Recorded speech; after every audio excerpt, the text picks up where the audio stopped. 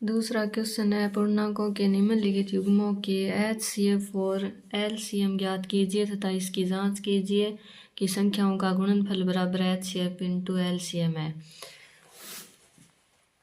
तो पहला हमें दे रखा है 26 और 91 का, तो चलिए करते हैं।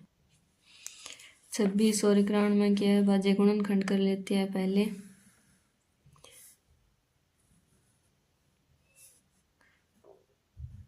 तो 26 के कर लेते हैं। 26 में पहले 2 का जाएगा, एक बार चला जाएगा, और इसमें 3 बार चला जाएगा, और 13 में 13 का जाएगा, है भाज्य संख्या है ये 13। अब 91 के कर लेते हैं।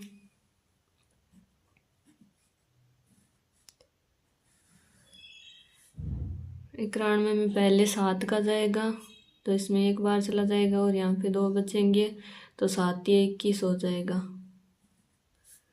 13 में फिर 13 का ही जाएगा। तो इनके है भाज्य गुणनखंड लिख देते हैं। तो 26 बराबर 2 की पावर 1 इंटू 13 की पावर 1, और 91 बराबर 7 की पावर 1 इंटू 13 की पावर 1। अब इनका HCF लिख देते हैं। तो HCF में न्यूनतम घात लेते हैं जो दोनों में समान आया है। तो 13 इन दोनों में समान आया है, और इनकी न्यूनतम घात भी 1 है।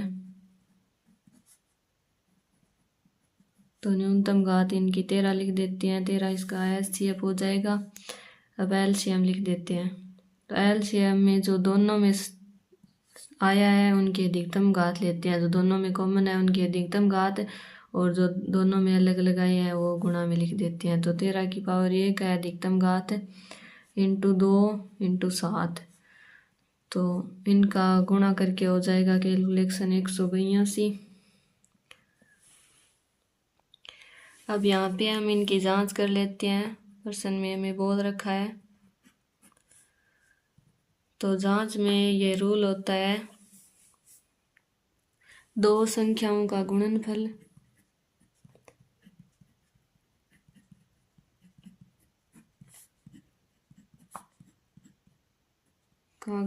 बराबर HCF इंटू LCM। तो दो संख्याएं हमें दे रखी है 26 और 91,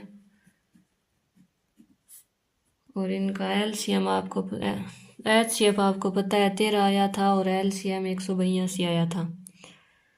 तो इनका गुणा करके आप जांच कर लेना। 2366 आएगा कैलकुलेशन में, और यहाँ पे भी इनका गुणनफल 2366 ही आएगा। तो दोनों बराबर है, तो लास्ट में हम लिख देते हैं LHS बराबर RHS। इसी प्रकार अगला करते हैं। अगली संख्या है 510 और 92।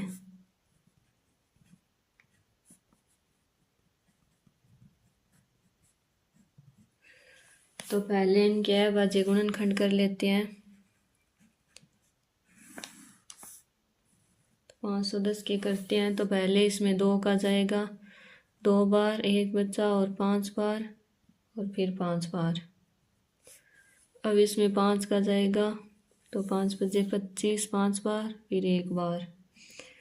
अब इसमें 2 का तो जाएगा नहीं, 3 का जाएगा, तो 3 का जाएगा 17 बार। इसमें एक बार जाएगा, फिर 2 बच गए, 7 या 21 हो जाएगा, तो 17 बार जाएगा। 17 में 17 का ही जाता है, यह भाज्य संख्या है। अब करते हैं 92 के भाज्य गुणनखंड। तो 92 में पहले तो 2 का ही जाएगा, तो इसमें 4 बार जाएगा 2, और यहाँ पे एक बच जाएगा, तो इसमें 6 बार जाएगा। इसमें फिर से 2 का जाएगा, तो 2 बार, और इसमें 3 बार। अब 23 में 23 का ही जाएगा। तो इनके लिख देते हैं भाज्य गुणनखंड। 510 बराबर 2 की पावर 1 इंटू 5 की पावर 1 इंटू 3 की पावर 1 इंटू 17 की पावर 1, और 92 के लिख देते हैं। तो 92 बराबर 2 की पावर 2 इंटू 23 की पावर 1। अब इनके HCF लिख देते हैं। तो एच शेप में आपको पता है न्यूनतम घात लेते हैं जो दोनों में समान हो। तो दो दोनों में समान है, इनकी न्यूनतम पावर 2 की पावर 1 हो जाएगी। तो 2 की पावर 1 बराबर 2। और एलसीएम में न्यूनतम अधिकतम पावर लेते हैं जो दोनों में समान है, और जो दोनों में अलग अलग है वो लिख देते हैं। तो 2 की पावर 2 आ जाएगा इंटू 3 इंटू 5 इंटू 7, 7 नहीं 17 इंटू 23। अब इनकी कैलकुलेशन करके देख लेते हैं। तो इनका आंसर आएगा 23,460 एलसीएम आ जाएगा इन दोनों संख्याओं का। अब इनकी जांच कर लेते हैं। तो यहाँ पे हम जांच कर लेते हैं।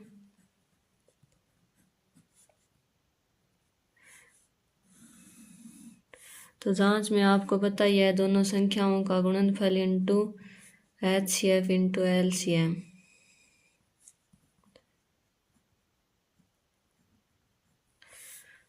तो दोनों संख्याएं हम लिख देते हैं 510 इंटू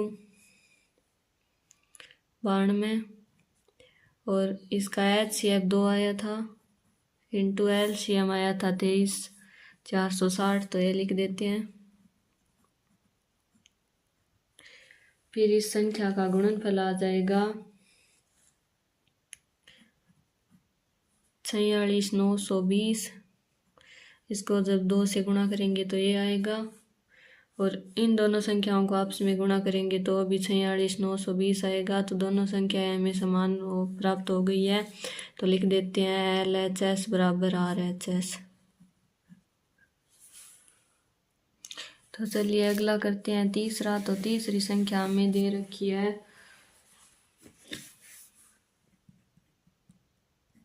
तीसरे में हमें दे रखा है 336 और 54। तो पहले 336 के अभाज्य गुणनखंड कर लेते हैं। तो पहले इसमें 2 का जाएगा, तो इसमें 1 बार चला जाएगा, और इसमें 6 बार, और फिर 8 बार। इसमें भी फिर 2 का जाएगा, लास्ट में 8 है, सम संख्या है। तो इसमें 16 में 8 बार चला जाएगा, और इसमें 4 बार चला जाएगा, फिर 2 का जाएगा। तो 8 में 4 बार चला जाएगा, और 4 में 2 बार चला जाएगा। 42 में भी 2 का जाएगा, इसमें 2 बार, और इस 2 में 1 बार चला जाएगा, 21 आ गया। 21 में फिर 3 का जाएगा, 21 में 3 का 7 बार जाएगा, 7 दिए 21, और 7 में 7 का ही जाता है। तो 7 में 7 का चला जाएगा 1 बार। अब करते हैं 54 के अभाज्य गुणनखंड। तो 54 के कर लेते हैं। 54 में भी पहले तो 2 का ही जाएगा, तो इसमें 2 बार चला जाएगा, 2 दूनी 4, और 1 बच्चा, इसमें 7 बार चला जाएगा, 27। 27 में फिर 3 का जाएगा, तो 9 3 27 होता है। अब 9 में फिर 3 का जाएगा, तो 9 में 3 का 3 बार चला जाएगा, और 3 में भी 3 का जाएगा। अब इनके लिख देते हैं अभाज्य गुणनखंड। तो 336 बराबर 2 4 बार आया है, तो 2 की पावर 4 इंटू 3 की पावर 1 इंटू 5 की पावर 1। नहीं, इसमें 5 नहीं 7 आया है, सॉरी, इसमें 7 की पावर 1 आ जाएगा। और फिर 54 के लिख देते हैं। तो 2 की पावर 1 इंटू 3 की पावर 3 बार आया है, तो 3 की पावर 3 हो जाएगा। अब इनके एचसीएफ लिख देते हैं। तो एचसीएफ में हम न्यूनतम घात लेते हैं जो दोनों में समान है। तो इसमें 2 भी समान है, और 3 भी दोनों में आए हैं। तो इनकी न्यूनतम पावर 2 की पावर 1 है, इंटू इसमें 3 की पावर 1 है, तो बराबर 6 हो जाएगा। और अब एलसीएम लिखते हैं। एलसीएम में अधिकतम पावर आती है, तो अधिकतम पावर 2 की पावर 4 है, इंटू 3 की अधिकतम पावर 3 है, तो 3 की पावर 3 लिख देते हैं और 7 की पावर 1 लिख देते हैं।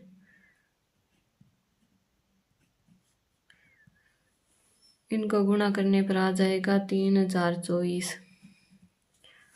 अब इनकी हम यहाँ पे जांच कर लेते हैं।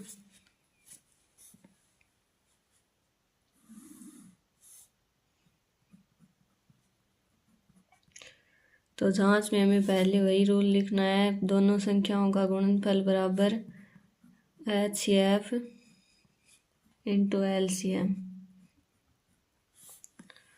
तो दोनों संख्याएं हमारे पास है 336 इंटू 54 और HCF 6 आया था इंटू LCM 3024 आया था। तो इनका गुणनफल आ जाएगा दोनों का 144 और इनको भी गुणा करने पर यही संख्या आएगी।